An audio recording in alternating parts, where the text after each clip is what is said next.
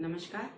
मैं प्रथम वर्ष कला हिंदी साहित्य के प्रथम प्रश्न पत्र में आपको भक्तिकालीन काव्य का अध्ययन करवा रही हूँ और हम कृष्ण भक्त कवि सूरदास के पदों का अध्ययन कर रहे हैं।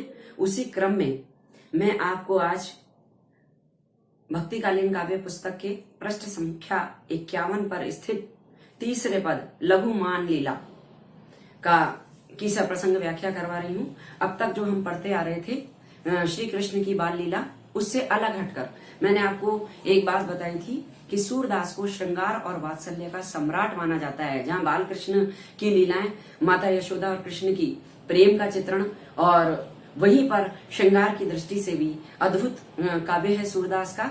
जहाँ गोपियों का वियोग वर्णन महत्वपूर्ण है, तो वहाँ राधा के सौंदर्य, राधा के माध्यम से नारी सौंदर्य का भी अद्भुत चित्रण किया गया है। नायिका भेद यहाँ दिखाई देता है। तो इस पद में एक प्रकार से एक नायिका के शरीर के सौंदर्य की तुलना एक बाघ से की गई है। अद्भुत एक अनुपम बाघ, एक बहुत ही अद्भुत अनोखा बाघ है।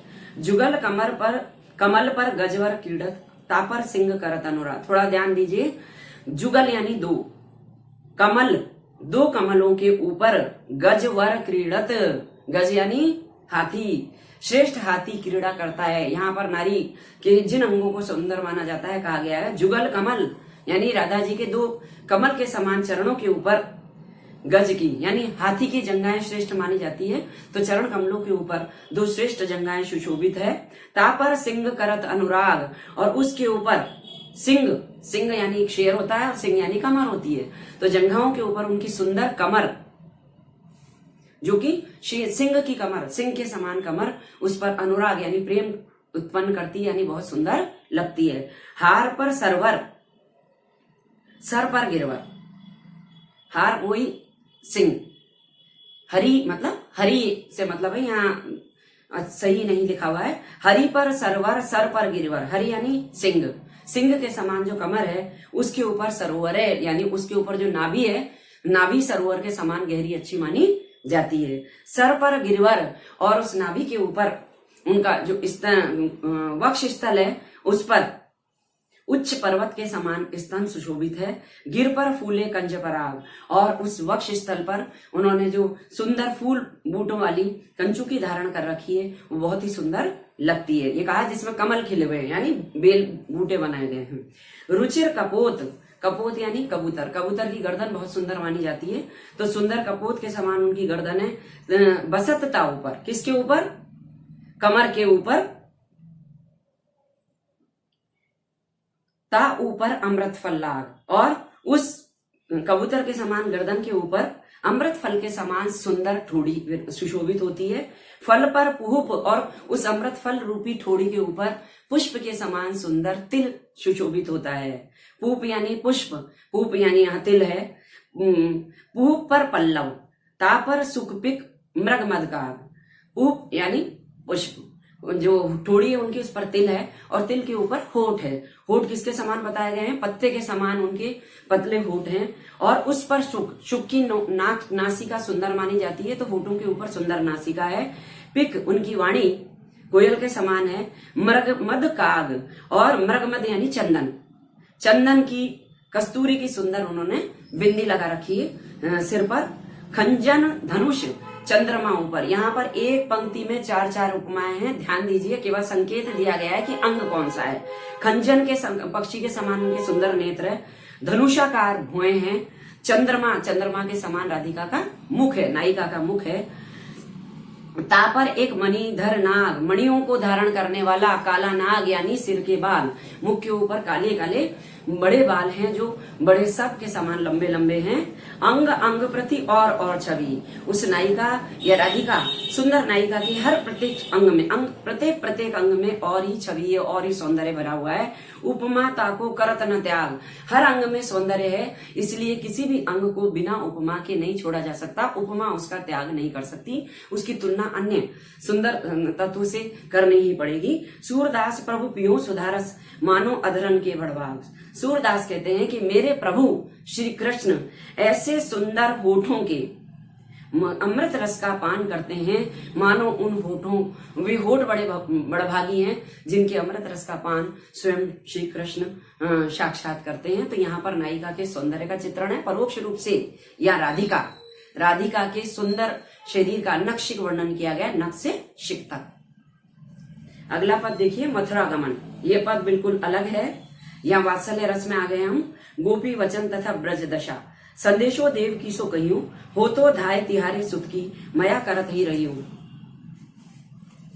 यद्यपि देव जानती तुम उनकी, तो मोहि कही आवे, प्रात होत मेरे लाल लड़ेते, माखन रोटी भावे।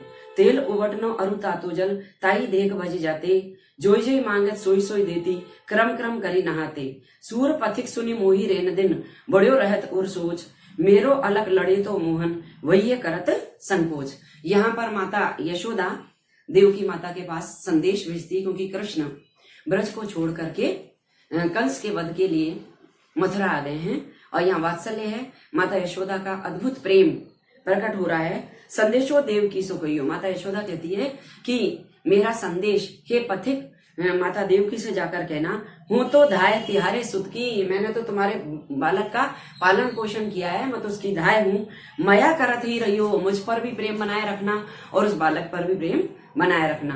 तदपि देव जानत तुम उनकी, तव मोही कही कही आवे। यद्यपि तुम उसकी माँ हो, और टेव यानी आदत, तुम उसकी सभी आदतों को जानती हो, तव यानी फिर भी मुझे कहना आता है, यानी मैं बताना चाहती हूँ। प्रात हो तो मेरे लाल लड़ेते, प्रातः काल होते ही यानी सुबह होते ही मेरे प्रिय बेटे को माखन रोटी भावे, माखन और रोटी अच्छी लगती है। तेल उबटनो अरु तातो जल, तेल और उपटन जब जो स्नान के लिए तैयार किया जाता है, उसको देखते ही वो शैतान बालक तातो जलता ही देख भज जाते, उसको देखकर दौड़ जाता था, भाग जाता था। फिर जो जो मांगत सोई सोई देती, और फिर वो जो जो मांगता है उसको मैं वही वही उसकी मांग पूरी करती। तब क्रम करी नहाते, तब जाके वो धीरे धीरे करके नहाता है। सूर पथिक सुनी मोही रेन दिन, बड़े रहत उर्सो। सूरदास कहते हैं कि माता यशोदा पथिक से कहती है, यानी राहगीर से कहती है कि मुझे दिन रात यही चिंता रहती है। बड़े रहत उर्सोच मोही देनी ऋण, दिन रात मुझे मेरे मन में यही सोच रहता है, यही चिंता रहती है कि मेरो अलग लड़े तो मेरा बहुत प्यारा मोहन, वही है करत संकोच, वहां पर तुमसे संकोच करता होगा, सबसे संकोच करता होगा। मेरे मन में दिन रात यही चिंता होती है कि वो खुलकर नहीं रह पाता होगा, खुलकर अपनी बात नहीं कह पाता होगा। माता यशोदा का कृष्ण के प्रति अद्भुत प्रेम और समर्पण और ममत्व का भाव प्रकट हुआ है। मधुवन तुम कत रहत हरे, विरह वियोग श्याम सुंदर के, ठाड़े क्यों न जरे। मोहन बेनु बजावत द्रुमतर, शाखा टेकी खरे। मोहे थावर अरु जड़ जंगम, मुनिजन ध्यान टरे। वह चितवन तू मनन धरत है, फिर पूप धरे। सूरदास प्रभु विरह दवानल, नक्षित लो न जले। यहाँ बिल्कुल अलग भाव आ गया है।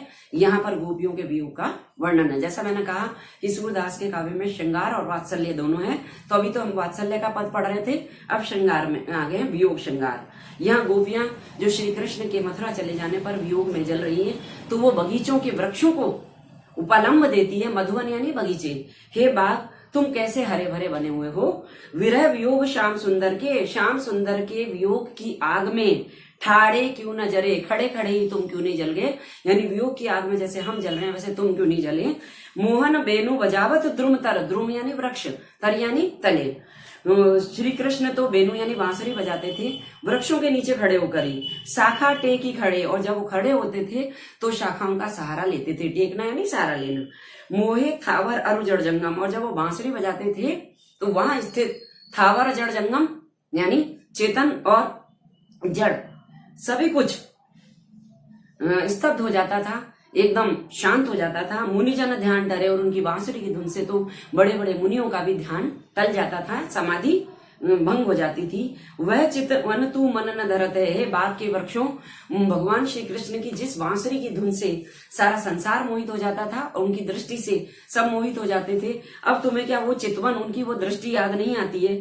फिर पुष्प धरे, यानी इसका मतलब तुम बार बार पुष्प यानी पुष्प को धारण करते हो, यानी अब श्री कृष्ण की वो याद तुम अपने मन में धारण नहीं करते हो। सूरदास प्रभु विरह दवानल, नख सिक लो न जरे। सूरदास कहते हैं कि गोपियां कहती हैं कि प्रभु के विरह की दावानल, दावानल किसको कहते हैं, जंगल में लगने वाली आग को, बड़वाग्नि समुद्र के ऊपर।